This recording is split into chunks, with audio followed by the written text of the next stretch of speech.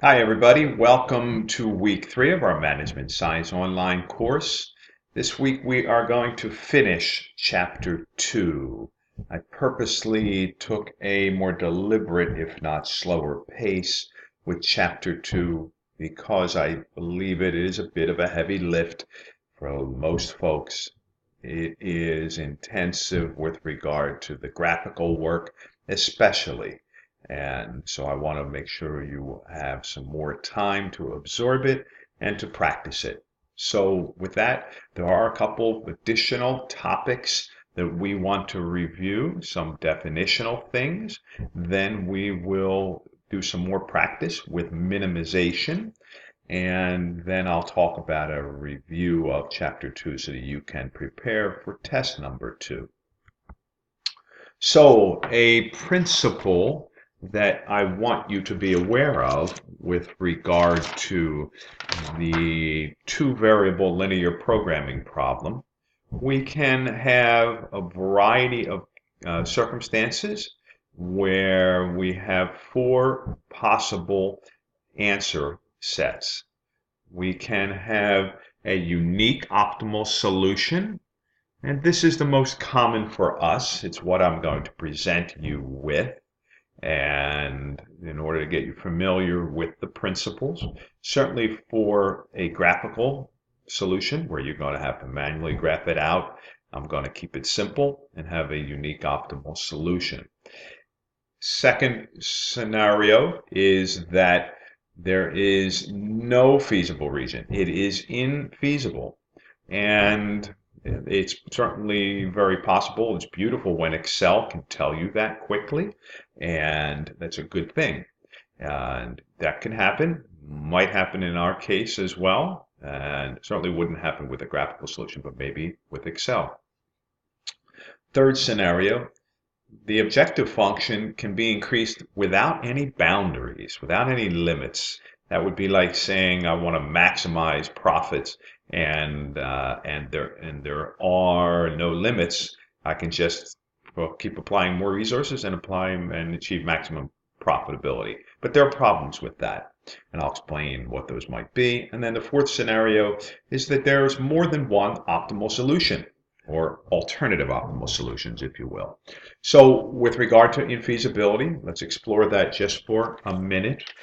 In pages 60 to 62 of our text, it explores this as well, and it means that there's no solution that satisfies all the constraints, including the non-negativity. And that means that a feasible region doesn't exist in a graphical sense. What could cause this? Well, a formulation error has probably been made, and it's part of the exploration of setting up linear programming models. You have to kind of test the conditions and boundaries, and you may have assigned constraints that are too tight, and they could be issues in that regard. I've seen that happen. So that's something you got to set up in problem formulation.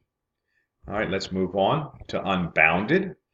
The solution, again, typically to a maximization problem, and it can be made indefinitely large. And again, this is often a result of not having a proper formulation. Most likely, you have omitted a constraint, and Excel Solver will tell us if a problem is unbounded. Another scenario is that we have more than one alternative optimal solution, and we could have a max or a min, and it is an acceptable condition and circumstance. And again, I'm not going to present that to you in a graphical solution method. I just want you to realize that in a real situation, it can be true. Okay, another principle that I want to explore with you is the notion of slack or surplus.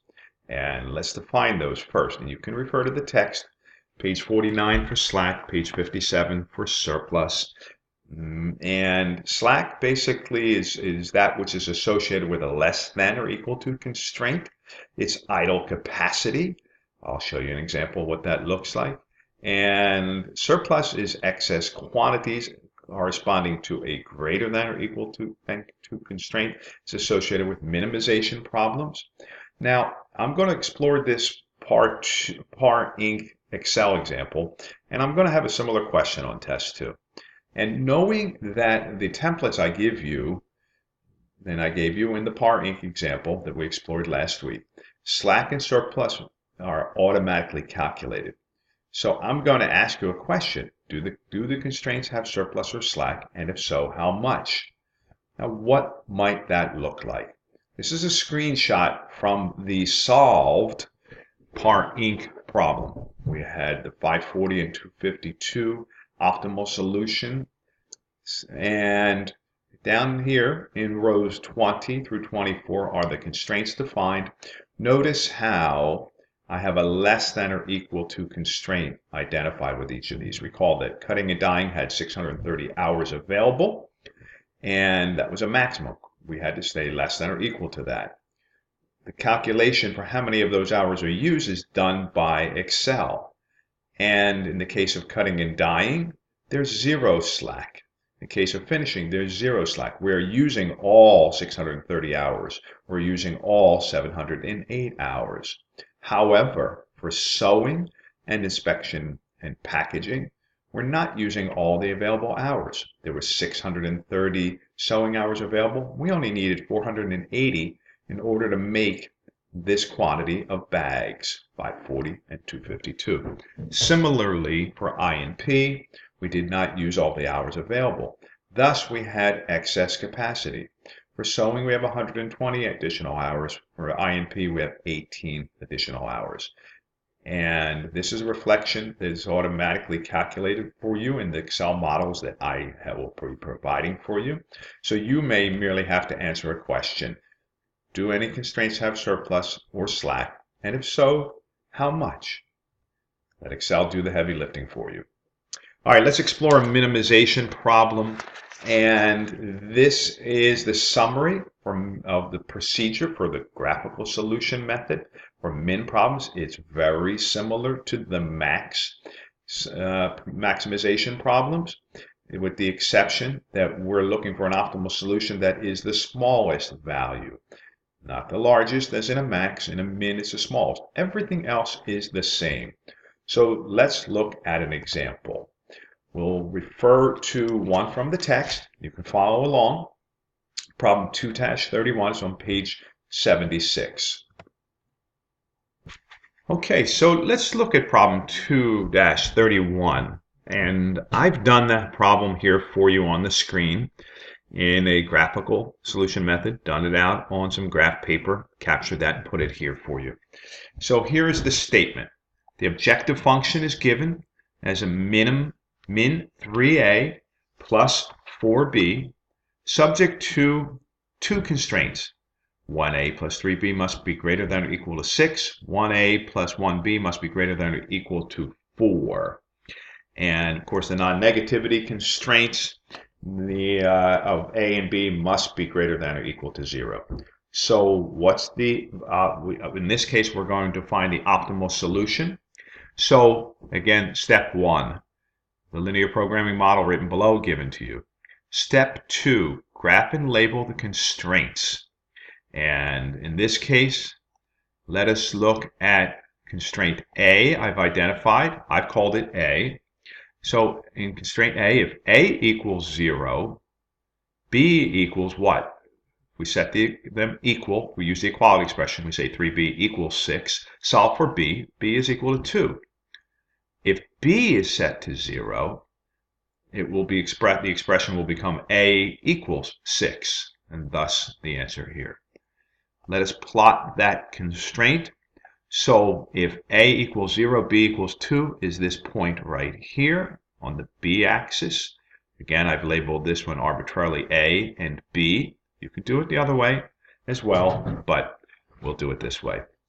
So in this case, we'll do, pardon me, this point is where A is 0 and B is 2. The next point to plot, B is 0, A is 6. That's down here. We draw a line between those 2 points. And then we identify the feasible region associated with that. So let's consider the feasible region associated with that.